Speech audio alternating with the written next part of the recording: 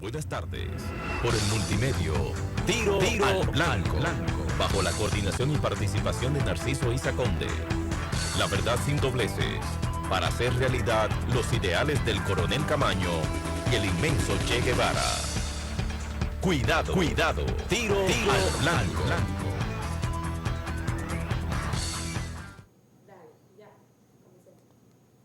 Hoy es 28 de abril, 58 años después de la invasión de los Estados Unidos en 1965. Por eso, este programa de hoy va a estar fundamentalmente dedicado al tema de la necesidad imperiosa de recuperar la autodeterminación de nuestro país y de esta isla, que está aplastada prácticamente por el poder imperial de los Estados Unidos y por todo el impacto de una larga contrarrevolución imperialista profundamente conservadora que gravita sobre el proceso político, económico y social de la República Dominicana.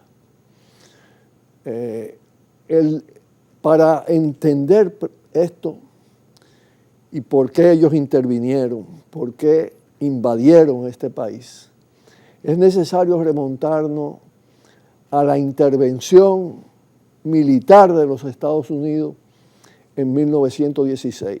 Del 16 al 24 ocuparon militarmente la isla. Fue una invasión, una intervención en la fase de expansión de sus capitales para el establecimiento de las grandes corporaciones, ferrocarriles, minas, en fin. Fue un fenómeno en el área del Caribe y Centroamérica muy intenso.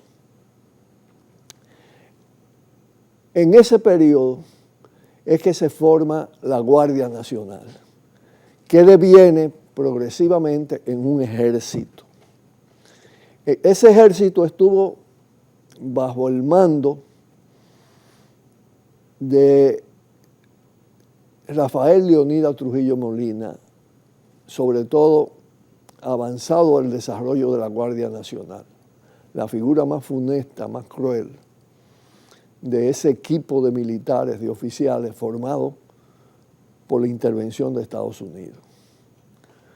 Eso dio lugar a que Trujillo, con el poder militar en el nuevo ejército, diera un golpe para imponerse como tirano, como dictador, durante 31 años. La tiranía se debilitó ya cumplido 29, 30 años de ejercicio. Y un hecho que la conmovió, agrietó la muralla del despotismo, fue la expedición de junio de 1959 que partió de Cuba. Ya había triunfado la Revolución Cubana y los exilados dominicanos recibieron un fuerte apoyo desde Cuba para preparar esa intervención, esa expedición,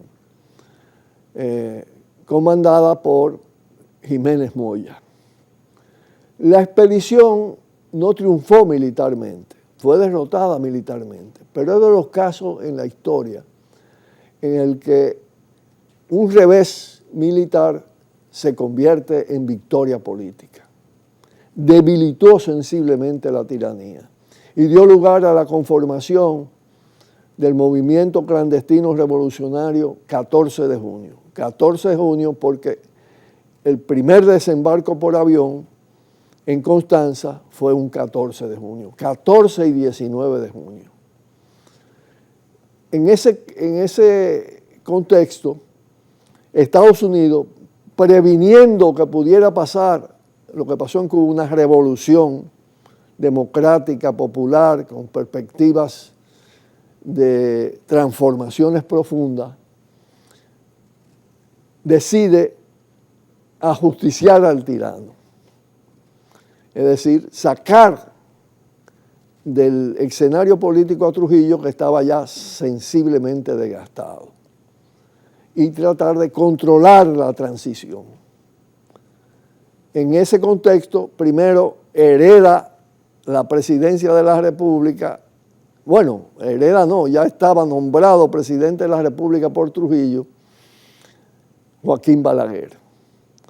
Y tiene un gobierno efímero que fue enfrentado por múltiples movilizaciones y lucha callejera, reclamando libertad, hasta sacar a Balaguer del país con una huelga general y establecer con factura norteamericana y oligárquica el llamado Consejo de Estado.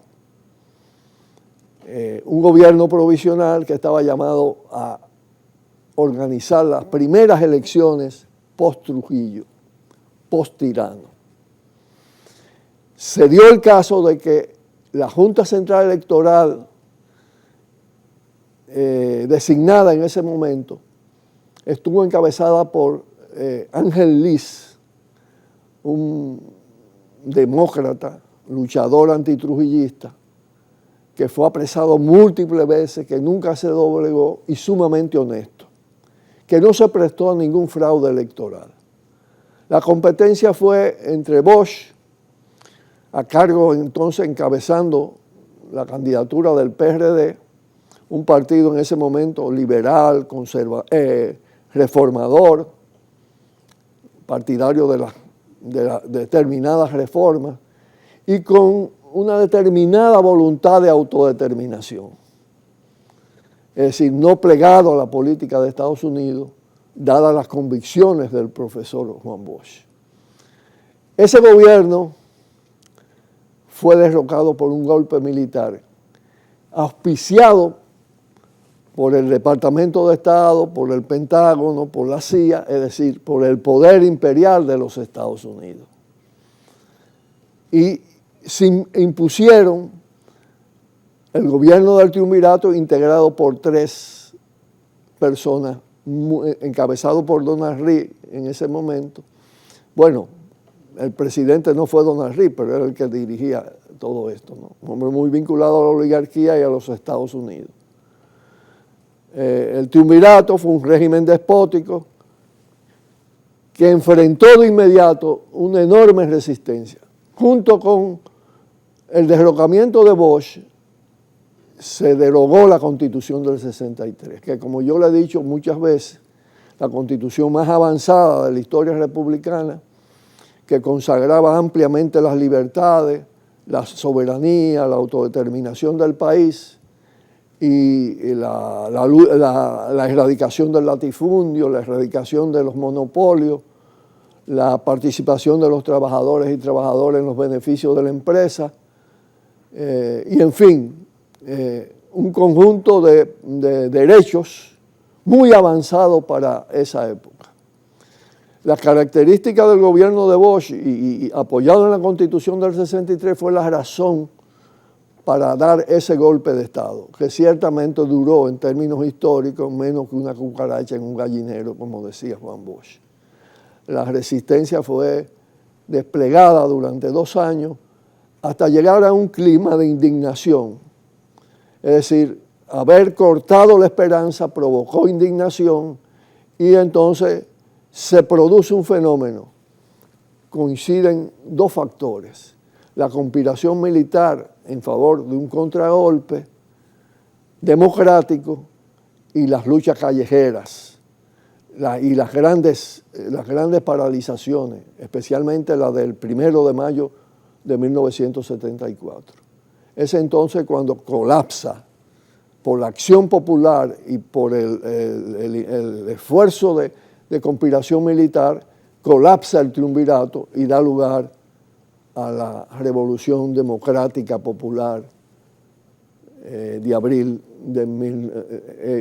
que estalla un 24 de abril de 1965.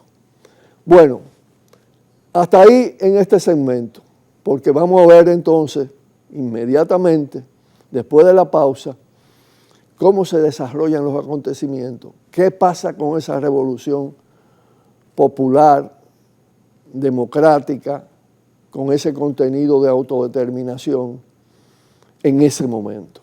Pausamos y volvemos. Cuidado, cuidado. Tiro al blanco.